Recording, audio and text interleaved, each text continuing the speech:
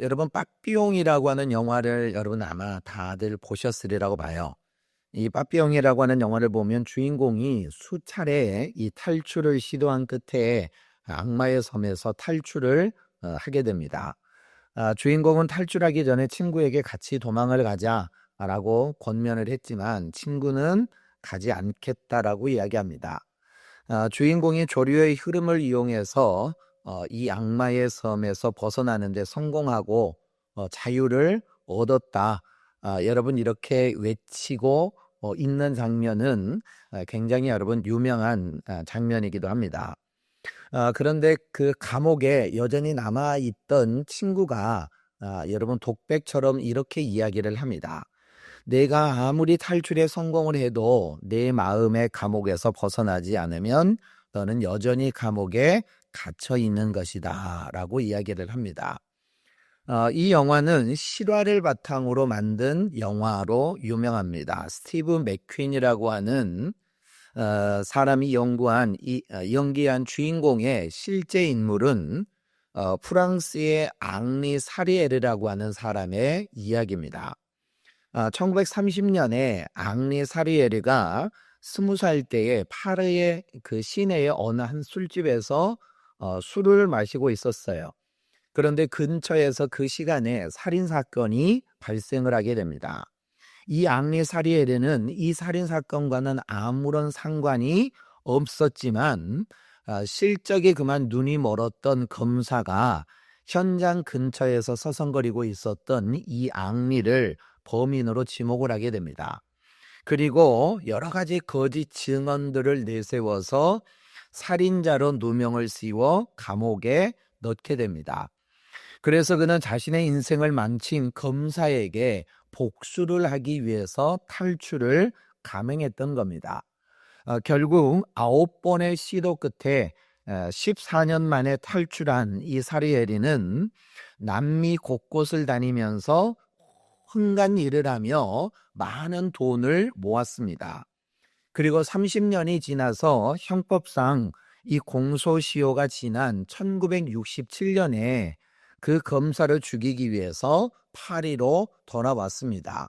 그리고 파리로 돌아와서 자기가 젊었을 때 다녔던 거리, 그리고 부모님과 함께 다녔던 장소, 어릴 때 미래를 꿈꾸었던 그러한 그 장소들을 돌아다니면서 마음을 바꾸게 됩니다. 이 사리에리는 살인범으로 억울하게 체포된 그 자리에서 그는 이렇게 고백을 합니다. 나는 하나님께 기도했다. 내가 복수를 포기한 대가로 다시는 이런 비극이 생기지 않게 해달라고. 그리고 나 자신에게 이렇게 속삭였다. 너는 이겼다. 너는 자유롭고 사랑받는 내 미래의 주인공으로 여기에 있다. 그들이 어떻게 살고 있는지 더 이상 알려고 하지 마라. 그들은 과거의 한 부분일 뿐이다. 너는 여기에 있다. 마치 기적처럼. 그리고 나는 지금 확인하고 있다. 이 일에 관계된 사람 중에 내가 가장 행복한 자임을. 이 앙리사리에는 복수와 증오로부터 자유로움을 느꼈다라고 하는 겁니다. 37년 동안이나 스스로를 가두어 두었던 자기라고 하는 감옥에서 해방이 되어진 겁니다. 그 순간부터 그의 마음은 여러분 그 누구도 표현할 수 없는 행복한 자유인이 되었다라고 고백을 하고 있는 겁니다. 하나님은 여러분 우리를 해방시키기를 원하며 우리가 진정으로 자유를 얻기를 원하십니다. 하나님은 자신의 백성들이 노예가 아니라 아들이 되기를 원하십니다. 하나님은 우리를 처음부터 여러분 자유인으로 창조를 하셨습니다. 그래서 우리에게는 그 무엇보다도 중요한 것이 자유라고 하는 겁니다. 그런데 우리가 이 죄에게 팔려가 자유를 잃어버려고 말았어요.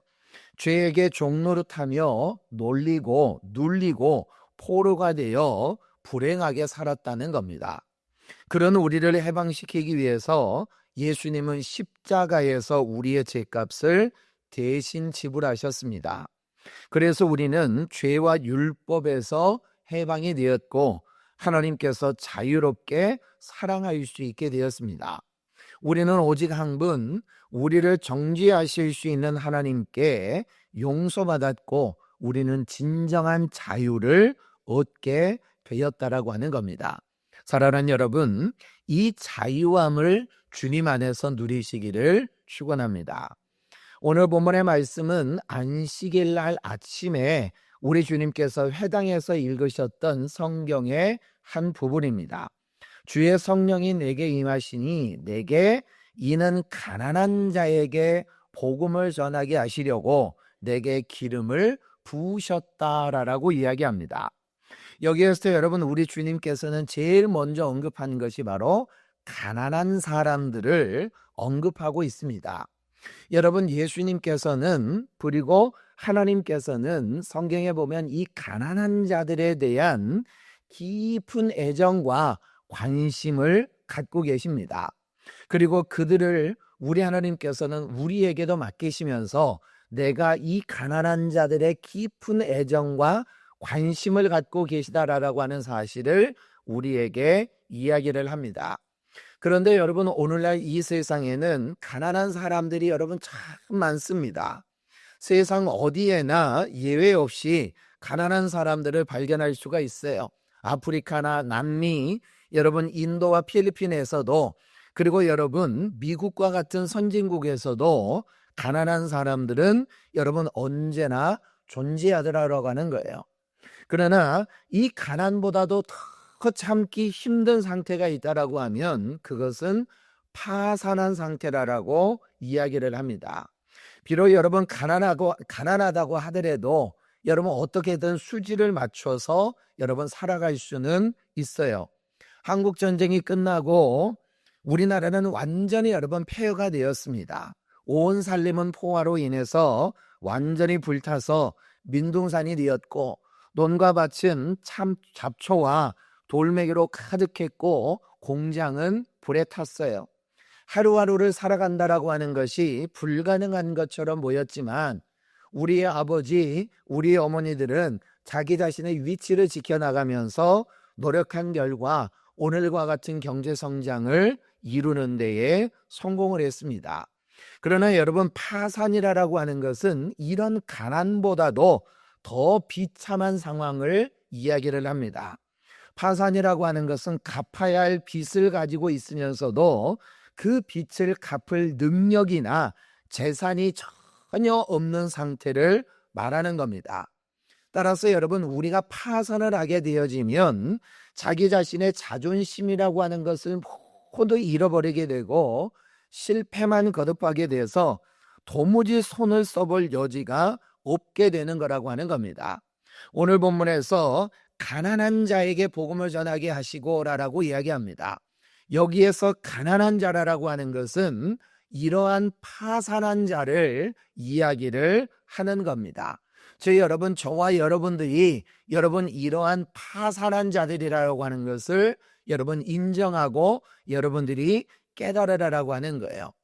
제가 여러분 어릴 적 교회를 나갔을 때 우리 교회 목사님께서는 항상 설교 시간마다 하는 이야기가 우리는 죄인입니다. 우리를 위해서 예수님이 십자가에 죽으셨습니다라고 이야기하셨어요. 처음에는 이 말의 의미를 전혀 이해하지를 못했어요. 왜냐하면 죄인이라고 이야기하면 강도짓을 하거나 여러분 살인을 하는 등 여러분 현행법들을 위반하는 사람들을 가리키는 것으로만 알고 있었고 따라서 나 자신과는 전혀 상관이 없는 이야기라고 저는 생각을 했어요. 제가 그때가 언제였느냐면 중학교 3학년 때였어요.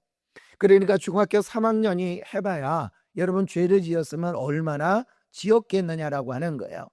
그래서 우리는 죄인입니다. 우리를 위해서 예수님이 죽으셨습니다. 이렇게 목사님이 정말 피를 토하는 심정으로 이야기를 하는데도 나하고는 전혀 상관이 없다라고 생각을 했어요. 그리고 나 스스로는 그래도 이만하면 괜찮은 사람이다. 오히려 동네 사람들, 오히려 친구들로부터 야, 저 평석이는 참 착한 아이야 라고 하는 이야기를 들어왔기 때문에 저는 전혀 죄인이라고 하는 것과는 상관이 없다라고 믿었어요. 내가 이러한 신앙임에도 불구하고 여전히 여러분 내가 교회를 나갔다라고 하는 것에 대해서 나는 참 감사하고 그것이 하나님의 은혜라고 믿어요.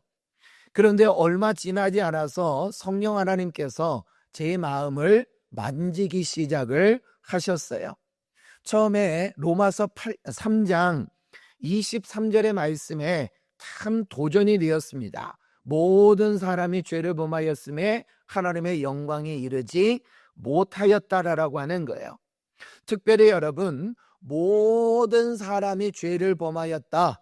여러분, 이 말씀이 마음에 걸렸어요. 그때까지만 하더라도 나는 죄인이라고 한다면 법을 어긴 사람이고 강도짓을 하거나 살인을 저지르는 사람들이기 때문에 나는 내 스스로가 죄인이 아니라 나는 이 죄인의 부류에 속하지 않는다라고 생각을 했어요. 혹시 여러분들도 모든 사람이 죄를 범하였다라고 하는 이 모든 사람의 범주에 여러분들이 반발심을 가지고 있는 사람들도 있을지 모르겠습니다. 그런데 얼마 뒤에 내가 깨닫는 것이 뭐였느냐라고 하면 죄라고 하는 것이 무엇이냐라고 하는 것이었어요. 내가 생각하는 죄의 개념은 내가 행한 어떤 일이라고 하는 것으로 우리는 생각을 합니다. 여러분, 우리는 죄라고 하는 것은 겉으로 드러나는 행위라고 하는 것으로 우리는 죄라고 이야기를 해요. 그러나 우리가 성경에서 이야기하는 죄라고 하는 것은 겉으로 드러나는 것이 아니라 내가 행하지 않는 일 때문에 내가 죄인이라고 하는 사실입니다. 저희 여러분 보면 창세기 3장에 아담과 하와가 선악을 알게 하는 나무의 실과를 따먹습니다. 그런데 하나님께서는 선악을 알게 하는 나무의 실과를 따먹은 그 행위 자체가 죄라라고 지적을 하지는 않습니다. 바로 그 선악을 알게 하는 실과를 따먹은 동기라고 하는 것이 무엇이냐? 그 마음을 우리 하나님은 더 크게 보시더라라고 하는 거예요. 여러분, 하나님께서 금하신 선악을 알게 하는 나무의 실과를 아담과 하와가 따먹은 이유가 무엇일까요? 바로 창세기 3장 5절의 말씀이에요. 우리 같이 한번 볼까요? 너희가 그것을 먹는 날에는 너희 눈이 밝아져 하나님과 같이 되어 선악을 알 줄 하나님이 아심이니라. 제 여러분 뭐예요? 선악을 알게 하는 나무의 실과를 따먹은 이유가 하나님이 되고자 하는 욕망 때문이라고 하는 거예요.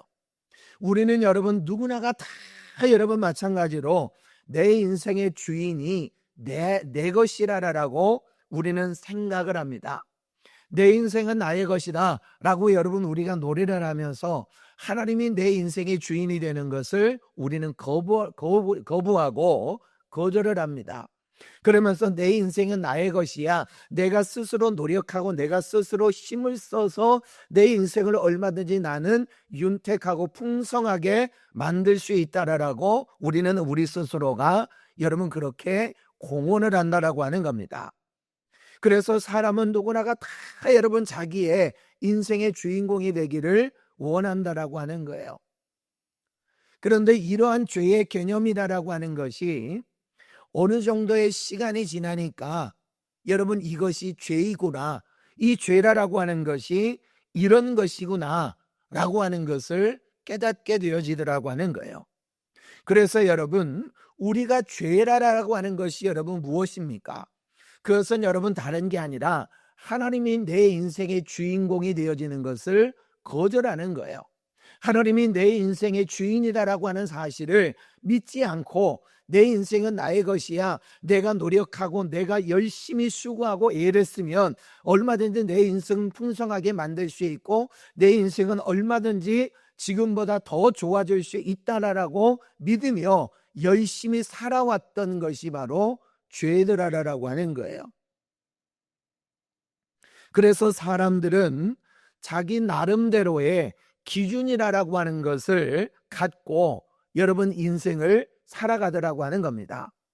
그런데 여러분, 하나님께서는 우리의 기준이 아니라 하나님의 기준이라고 하는 것을 정해놓더라라고 하는 거예요. 너가 이런 기준에 속하지 않으면 너는 여전히 죄인이야 라고 우리 주님이 말씀을 하고 계시더라라고 하는 겁니다.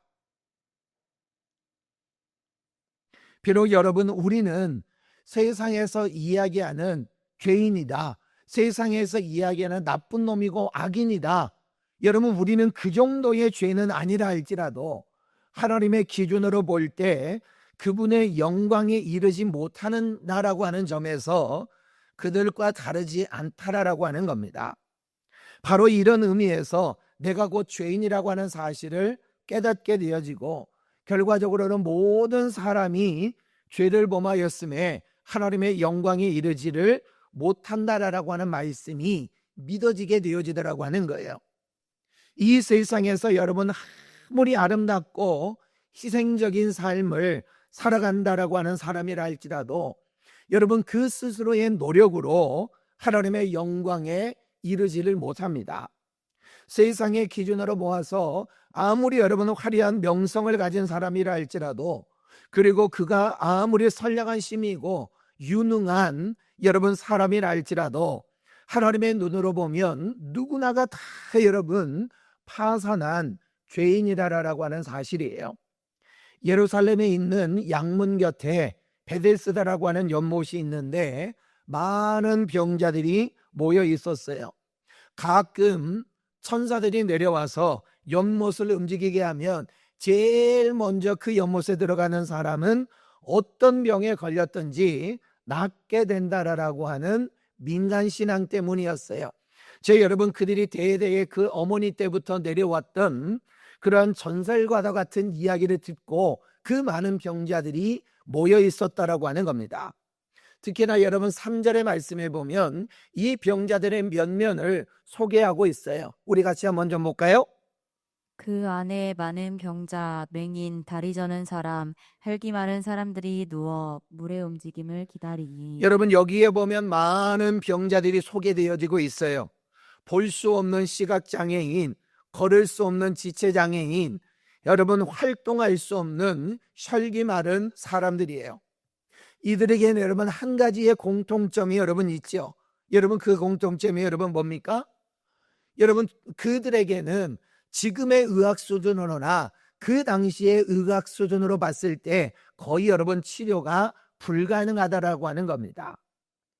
여러분, 이들이 믿는 민간 신앙이 여러분 진짜로 여러분 서로 여러분 사실이라고 할지라도 이들에게는 여러분 희망이라고 하는 것이 있을까요? 여러분, 이들은 볼 수가 없습니다. 이들은 움직일 수가 없고 이들은 활동할 수가 없어요. 누군가의 도움이 없이는 절대로 여러분 한 발자국도 움직일 수가 없는 사람들이라고 하는 거예요. 그런데 이들이 어떻게 여러분 다른 사람들보다 먼저 물에 들어갈 수가 있겠느냐라고 하는 거예요. 애당초 여러분 이들은 그 치유 자체가 불가능한 사람들이라고 하는 겁니다. 우리가 이것을 다른 말로 이야기한다라고 하면 이 사람들은 지금 완전한 파산 상태에 놓여 있는 사람들이라고 하는 거예요. 자기의 힘으로는 어떻게 해볼 수가 없는 사람이라고 하는 겁니다. 거기에 38년 된 병자가 여러분 있었어요. 이 38년 된 병자에게도 여러분 아무런 희망이라고 하는 것이 없어요. 한마디로 이 사람은 절망이었고, 한마디로 이 사람은 완전한 파산된 상태에 놓여 있다라고 하는 겁니다. 예수님이 여러분 물어요. 네가 낫고자 하느냐? 라고 물으는데 이 사람이 여러분 무엇이라고 대답하는지를 보세요. 요한복음 5장 7절의 말씀을 같이 한번 읽어볼까요? 병자가 대답하되 주여 물이 움직일 때 나를 못에 넣어주는 사람이 없어 내가 가는 동안에 다른 사람이 먼저 내려가나이다. 네가 낫고자 하느냐? 라고 하는 질문에 이 사람은 여러분 이렇게 대답을 합니다. 주여 물이 움직일 때에 뭐라고 얘기해요? 나를 못에 넣어줄 사람이 없다라고 하는 겁니다. 여러분, 이 사람은 걷지 못하는 사람이에요. 이 사람은 자기 혼자 움직일 수 없는 사람이에요. 그런데 여러분, 물이 움직인다고 해서, 여러분 물이 움직이는 것이 이 사람의 눈에 보인다고 해도 절대로 여러분 자기 혼자의 힘으로는 들어갈 수가 없다라고 하는 겁니다. 그러니까 여러분, 여기에 많은 병자들이 베데스다 연못가에 모여있다 하더라도 이들에게는 전혀 희망이 없고 소망이 없다라고 하는 거예요. 말 그대로 여러분, 이들은 영적으로 파산한 사람들이라는 겁니다. 스스로의 힘으로는 결코 여러분 치유될 수가 없는 여러분 파산한 상태에 놓여 있다라고 하는 거예요. 사랑하는 여러분, 우리가 바로 이러한 영적인 파산의 상태에 놓여 있다라고 하는 것을 우리는 인정해야만 한다라고 하는 겁니다. 사랑하는 여러분, 우리가 여러분 죄인이라고 하는 사실이 깨달아집니다. 내가 그래 죄인이구나, 내가 내 인생을 내 마음대로 내가 주인공이라고, 내가 주인으로 내 인생을 내 마음껏 살아왔구나, 하나님을 믿지 아니하고 하나님의 말씀에 순종하지 아니하고 내 인생 내 멋대로 살아왔구나. 여러분, 내가 내 죄인이라고 하는 사실을 깨닫는 순간에 내게 찾아온 것은 절망이었어요. 왜냐라고 하면 이 죄라고 하는 것을 내가 도대체 어떻게 갚을 수가 있느냐라고 하는 거예요. 이 죄의 문제를 내가 어떻게 해결할 수가 있느냐라고 하는 겁니다. 여러분, 이 죄의 문제를 여러분 우리가 어떻게 해결하겠습니까? 내가 착하게, 내가 의롭게 살아온다고 해서 내 죄의 문제가 해결이 되어지느냐라고 하는 거예요. 어떤 한 사람이 살인을 저질렀어요. 어떤 한 사람이 살인을 저질렀습니다. 그리고 나서 이 살인을 저지르고 나서 그 판사에게 여러분 20년의 형량을 선고받았어요. 그리고 그는 감옥에서 20년 동안 내가 왜 그랬을까? 내가 왜 그 사람을 죽였을까? 내가 좀 더 참았으면 좋았을 걸. 내가 좀 더 인내했으면 좋았을 걸. 라고 하며 수도 없이 참회하고 수도 없이 여러분 그 죄를 지었던 것을 후회하고 슬퍼합니다. 그리고 20년의 형기를 치르고 여러분 이 사람이 감옥에서 출소를 했어요. 그렇다라고 하면 여러분 이 사람은 어떨까요? 나는 내 죄에 대한 대가를 다 지불했다. 그러니 나는 홀가분하다. 나는 이제 자유다. 여러분 과연 그럴 수 있을까요? 여러분 20년이 지나면 내가 사람을 죽인 것에 대한 여러분 그 죄책감이 사라지느냐라고 하는 거예요. 내가 살인을 저질렀다라고 하는 그 죄가 없어지느냐라고 하는 거예요. 그 죄책감으로부터 내가 자유로움을 얻느냐라고 하는 겁니다.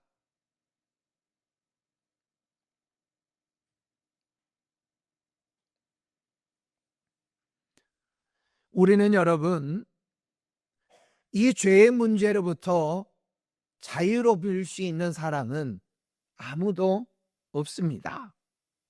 그래서 일찍이 팡세의 저자였던 파스칼이 이러한 인간들을 향해 이렇게 이야기합니다. 오 위대한 인간이여, 영광스러운 존재여, 그러나 더 비참한 존재여. 사랑하는 여러분, 인간에게는 확실히 다른 동물과 비교했을 때 영광스러운 존재인 것은 사실입니다. 인간은 위대한 존재입니다. 그러나 또 다른 한 측면에서 본다면 인간은 훨씬 더 비참한 존재예요. 적어도 여러분 구원에 관한 한 자기의 힘으로는 아무런 능력도 갖지 못한 철저하게 무기력하고 무능력한 존재입니다. 그래서 종교개혁자인 요한 칼빈은 우리 인간의 존재를 이렇게 이야기합니다. 구원에 관한 한 인간은 철저하게 무능하며 철저하게 부패한 존재다라고 하는 겁니다. 로마서 5장 6절의 말씀을 같이 한번 볼까요?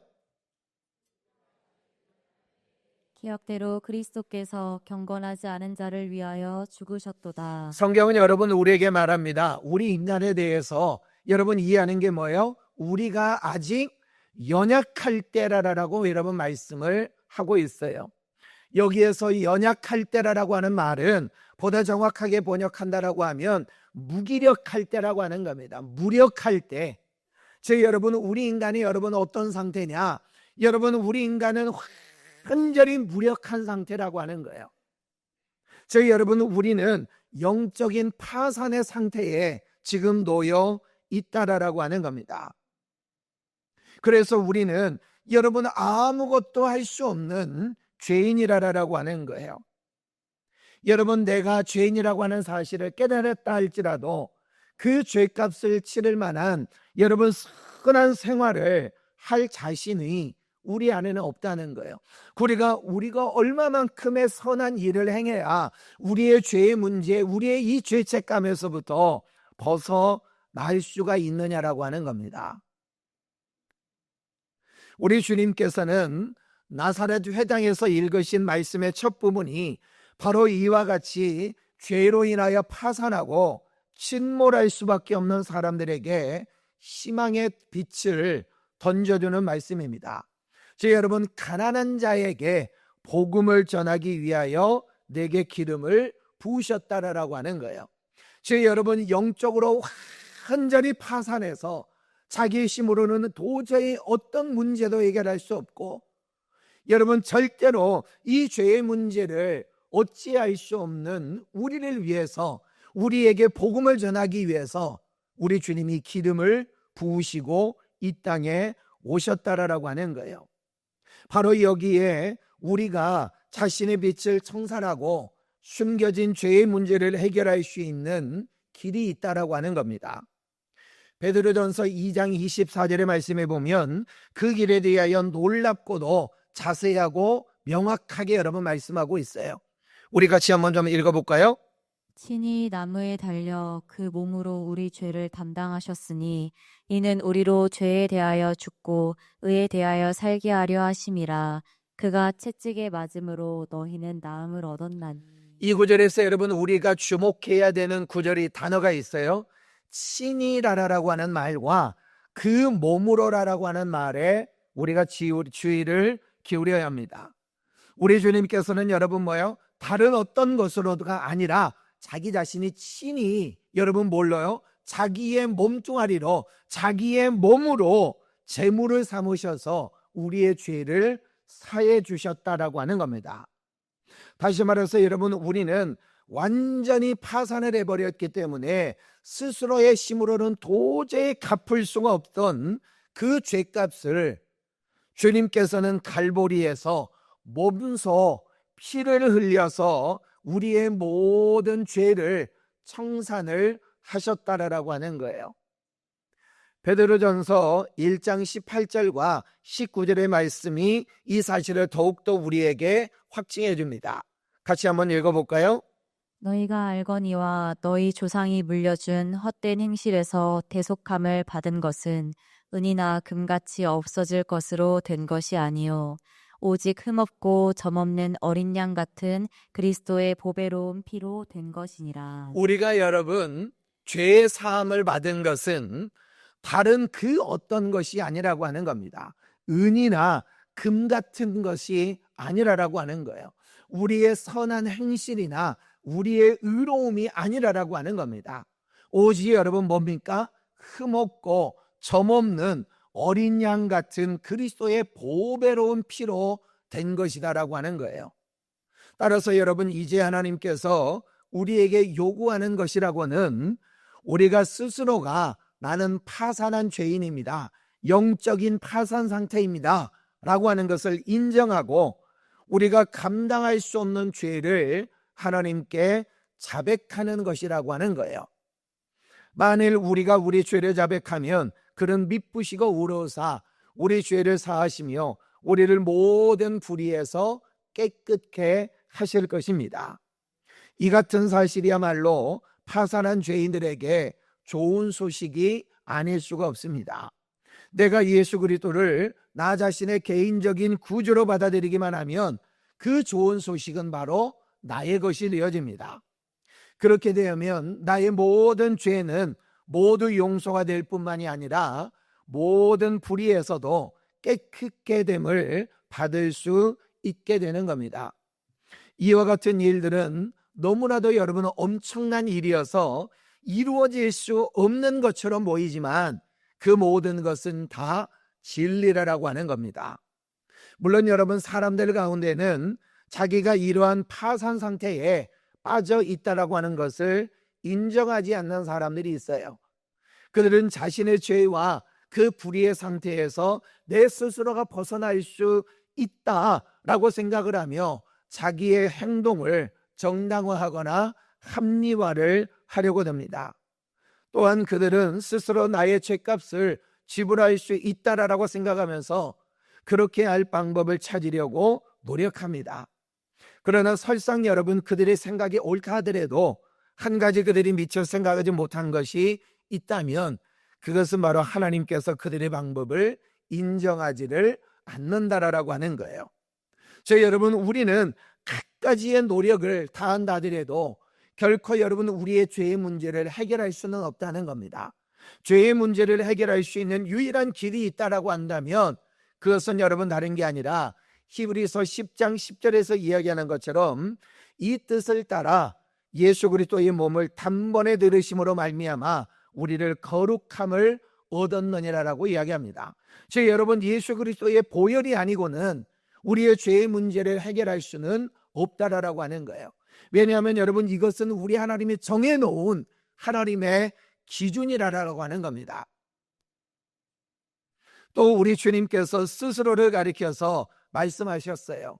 예수께서 이르시되 내가 곧 길이요 진리요 생명이니 나로 말미암지 않고는 아버지께로 올 자가 없느니라.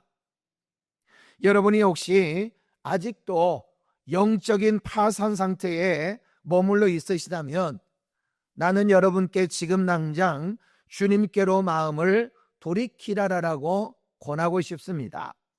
여러분 스스로의 힘을 의지해서 아무런 희망이 없다라고 하는 사실을 인정하시라라고 하는 거예요. 주님, 나는 영적인 파산 상태입니다. 나는 스스로가 내 힘으로는 아무것도 할 수가 없는 죄인입니다. 여러분, 이것을 인정할 때 우리 주님께서는 그 영적인 파산의 상태에서 우리를 건지시고 우리를 여러분 새롭게 하시는 놀라운 은혜가 있을 줄로 믿습니다. 우리 주님께서 여러분을 파산의 상태에서 옮기기 위해 마련해 놓으시는 그 방법에 따라 여러분의 삶을 변화시켜 나가기를 주님의 이름으로 축복합니다. 사랑하는 여러분, 우리는 여러분 우리의 힘으로는 어찌할 수 없는 죄인입니다. 여러분, 내 죄의 값을 내 스스로가 여러분 아무리 노력하고 수고하고 애쓴다 하더라도 여러분 할 수가 없습니다. 우리 그리스도만이 우리의 죄의 문제를 해결하고 여러분 이 땅에 그 피를 흘리심으로 말미암아 우리를 새롭게 건져낼 수 있는 유일한 분이심을 믿으며 여러분 그분 앞에 온전히 의지하고 그 보혈을 간절히 사모하며 나가는 저와 여러분 되시기를 주의 이름으로 축복합니다. 우리 이 시간 우리